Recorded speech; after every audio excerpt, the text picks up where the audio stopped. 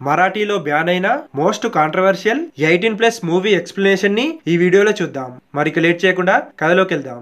First scene లో బాబీ చాచా అనే వ్యక్తికి అతని రిలేటివ్స్ చనిపోయిన న్యూస్ తెలుస్తుంది. అది విని బాబీ చాచా బాధపడకుండా ఎలాంటి ఫీలింగ్స్ లేకుండా చూస్తూ ఉంటాడు. కట్ చేస్తే కొన్ని సంవత్సరాల ముందు దిగంబర్ అనే కుర్రాడు అతని ఫ్రెండ్ ఇలియాస్ తో కలిసి ట్యూబ్ లైట్స్ పగలగొట్టి వాటి పౌడర్ తో మాంజా తయారు చేస్తూ ఉంటాడు. మాంజా అంటే గాలిపటానికి వాడే దారం. అయితే దిగంబర్ అతని పనిలో ఉండగా అక్కడికి ఒక ఓల్డ్ లేడీ వస్తుంది. ఈమె దిగంబర్ బామ్మ.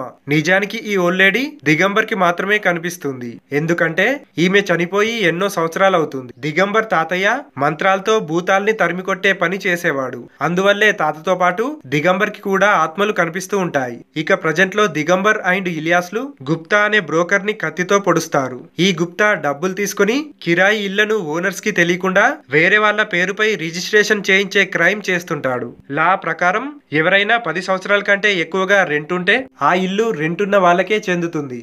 అయితే దీని కొరకు రెంట్ రిసిప్ట్స్ కావాల్సి ఉంటుంది. గుప్తా చేసే పని ఆ రిసిప్ట్లను అరేంజ్ చేయడం.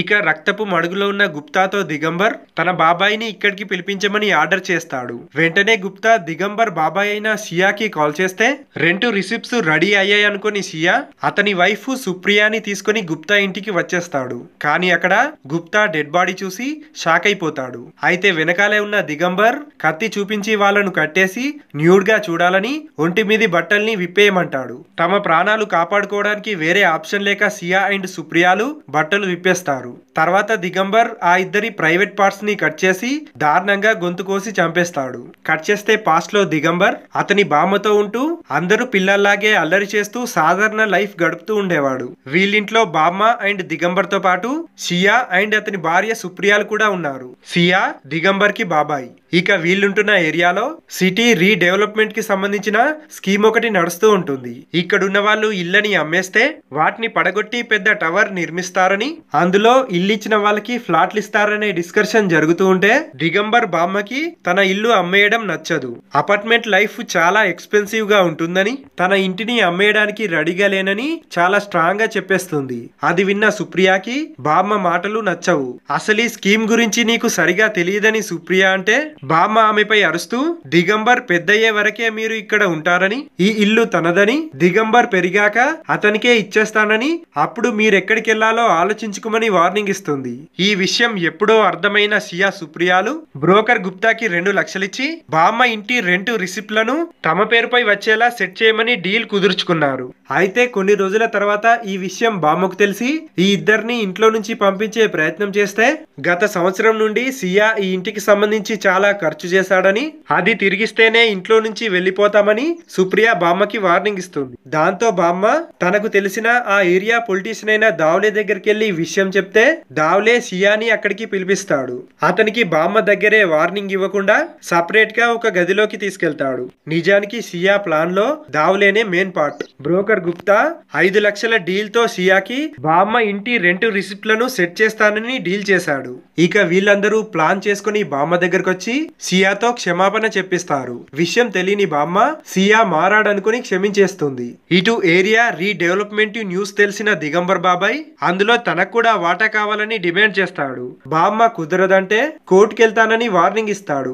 నిజానికి ఇతను చాలా సంవత్సరాలుగా వీళ్ళకి దూరంగా ఉంటూ దిగంబర్ ఫాదర్ చనిపోయినప్పుడు కూడా రాలేదు. తర్వాత సీన్ లో ఇలియాస్ ఫోన్ వీడియోస్ చూడ్డానికి 20 రూపాయలు ఇవ్వమని దిగంబర్ అడుగుతాడు. దానికి దిగంబర్ ప్రతిరోజు తను ఫ్రీగానే చూస్తానని, నువ్వు కూడా చూడాలంటే నాతో పాటు రమ్మంటాడు. బామ్మని రిక్వెస్ట్ చేసి ఆ రాత్రి ఇలియాస్ ని తన ఇంట్లోనే పడుకోవడానికి ఒప్పిస్తాడు. అర్ధరాత్రి అయ్యాక సియా అండ్ సుప్రియాలు ఇంటిమేట్ అవుతుంటే పర్ద తీసి ఇలియాస్ కి చూపిస్తాడు.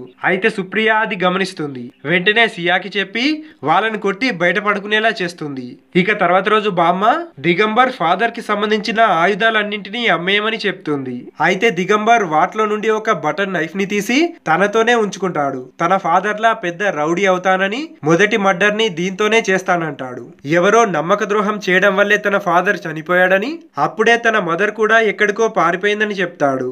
ఇక ఇటు బామ్మ పక్కింటి బాబీ చాచా విషయానికొస్తే కొడుకు చనిపోవడం తట్టుకోలేక అతని భార్య పిచ్చిదాన్లా మారింది. కంప్లీట్ గా ఫ్యామిలీ భారం అతనిపైనే పడింది. అంతేకాకుండా కూతురు ఎవరో వాచ్మెన్ తో లేచిపోతే కొడుకు పుట్టాక ఆ వాచ్మెన్ ఇంట్లో నుండి డబ్బులు తెమ్మని పుట్టింటికి పంపించాడు. దాంతో బాబీ చాచా రీడెవలప్మెంట్ స్కీమ్ లో ఈ ఇంటిని అమ్మేస్తానని, ఆ డబ్బుతో తన కూతురు లైఫ్ ని అలాగే తన విలేజ్ కి వెళ్లి భార్యతో పాటు మిగిలిన జీవితాన్ని గడిపేస్తానని తన బాధని బామ్మతో చెప్పుకుంటూ ఉంటాడు. ఇంటిని అమ్మేసే ఆలోచన మానేయమని బామ్మ దావులే దగ్గర కొన్ని డబ్బులు అరేంజ్ చేస్తానని, ప్రస్తుతం వాటితో అవసరాలు తీర్చుకోమని మెల్లిమెల్లిగా రిటర్న్ ఇవ్వమని చెప్తుంది. కట్ చేస్తే ప్రజెంట్ లో బామ్మ చనిపోవడం వల్ల దిగంబర్ అతని బాబాయ్ ఇంట్లో ఉంటున్నాడు. అయితే ఇంట్లో వాళ్ళందరూ ప్రతి చిన్న విషయంలోనూ దిగంబర్ ని తిడుతూ ఇంటి పనులు చేయించుకుంటూ దారుణంగా కొడుతూ ఉంటారు. ఫైనల్లీ టార్చర్ భరించలేక దిగంబర్ బాబాయ్ కొడుకుని ఇలియాస్ తో కిడ్నాప్ చేయించి ఎవరూ లేని కన్స్ట్రక్షన్ ఏరియాలోకి తీసుకెళ్లి చంపేస్తాడు. రాత్రి వరకు తను కూడా పిల్లాన్ని వెతుకుతున్నట్లు నటించి చివరిగా బాబాయ్ని కూడా ఆ కన్స్ట్రక్షన్ ఏరియాలోకి తీసుకొస్తాడు. ఇన్ని రోజులు తన్ని టార్చర్ పెట్టడం వల్లే అతన్ని చంపేశానని బాబాయ్తో అంటే దిగంబర్ బాబాయ్ అతనిపై అటాక్ చేసే ప్రయత్నం చేస్తాడు. దాంతో దిగంబర్ బటన్ కత్తితో అతన్ని పొడిచి చంపేస్తాడు. తర్వాత ఒంటరిగా మారిన పిన్నితోనే ఫిజికల్ రిలేషన్షిప్ ని స్టార్ట్ చేస్తాడు. ఇటువైపు దావ్లే 2 కోట్ల డీల్ కి సంబంధించి ఎవరికో వార్నింగ్ ఇస్తూ ఉంటాడు. దిగంబర్ బామ్మ చనిపోయాక ఆ ఇంటిని ఎవరికో సెట్ చేసి మంచి అమౌంట్ వచ్చేలా చేసి ఆ డీల్ ని క్లోజ్ చేశాడు. బామ్మ చనిపోవడం బాధగా ఉందని, ఆమె హస్బెండ్ వల్లే తని పొజిషన్ లో ఉన్నానని, తనకి బామ్మ తల్లితో సమానం అంటాడు. మరోవైపు దిగంబర్ పిన్ని అతనికి అడిక్ట్ అయిపోతుంది. ఎప్పుడూ దిగంబర్ తో ఇంటిమేట్ అవుతూనే ఉంటుంది. కొన్ని రోజుల ముందు వరకు తన్ని దారుణంగా కొట్టిన పిన్నిని ఒక బొమ్మలా మార్చినందుకు దిగంబర్ సంతోషపడుతూ ఉంటాడు. తర్వాత సీన్ లో దావ్లే రెంట్ రిసిప్ట్లకు సంబంధించి ఒక వ్యక్తి ఇంకా డబ్బులు ఇవ్వలేదని అతన్ని కొడుతూ ఉంటాడు. దానికి ఆ వ్యక్తి వారం క్రితమే మీ అసిస్టెంట్ కి 2 లక్షలు ఇచ్చానంటే నాకెక్కడిచ్చావంటూ ఆ అసిస్టెంట్ అతనిపై రివర్స్ అవుతాడు. డబ్బులు ఇచ్చిన చోటి సీసీటీవీ ఫుటేజ్ ని చెక్ చేద్దామనే డిస్కషన్ వస్తే భయపడిన దావ్లే అసిస్టెంట్ తమ్ముడి ఆపరేషన్ కోసం వాటిని యూజ్ చేశానని క్షమించమని బ్రతిమలాడతాడు. అయితే చీటింగ్ యాక్సెప్ట్ చేయలేని దావ్లే అతన్ని కొట్టి అక్కడి నుంచి పంపించేస్తాడు. ఈ ఇన్సల్ట్ తట్టుకోలేక దావ్లే అసిస్టెంట్ దావ్లే చేసిన క్రైమ్లన్నిటినీ ఇలియాస్ కి చెప్పేస్తూ ఉంటాడు. నిజానికి దిగంబర్ బామ్మని చంపింది దావ్లేనే అని, సియాతో దావ్లే చేసిన ప్లాన్ ఆమెకు తెలియడంతో చంపేశాడని, అలాగే దిగంబర్ ఫాదర్ కి నమ్మక ద్రోహం చేసి అతను చనిపోవడానికి కారణం కూడా దావ్లేనే అని చెప్తాడు. ఇక ఇదంతా తెలిసిన దిగంబర్ అతన్ని చంపాలని డిసైడ్ అవుతాడు. నీ అసిస్టెంట్ నిన్ను చంపాలని ప్లాన్ చేస్తున్నాడని దావ్లేని అతని దగ్గరికి తీసుకొస్తాడు. వీడు ప్రాణాలతో ఉంటే ఎప్పటికైనా ప్రాబ్లం అని దావ్లే అతన్ని చంపేస్తాడు. ఇన్ఫర్మేషన్ ఇచ్చినందుకు దిగంబర్ కి డబ్బులు ఇవ్వబోతుంటాడు.